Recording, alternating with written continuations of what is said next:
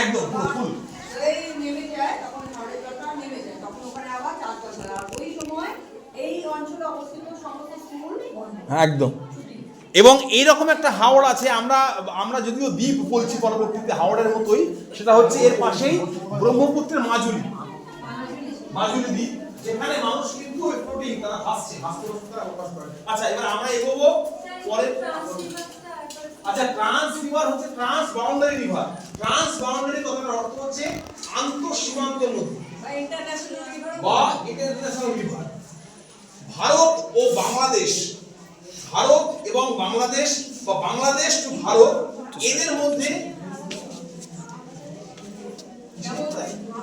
আমি বলছি দেখ, ভারত থেকে তিস্তা নদী আছে বাংলাদেশে, ঠিক আছে? এবার ভারতের সাথে এই তিস্তা চুক্তি বলে একটা চুক্তি হয়।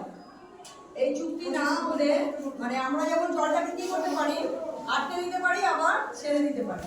এই জন্য দুটো এসে কি হবে, তাহলে বর্ষার সময় যদি ভারত জল সব ছেড়ে দেয় তাহলে বাংলাদেশ পুরো ভেসে যাবে। তার জন্য তৈরি করা হয় ড্যাম, বুঝেছো? বাইরে যেমন আমরা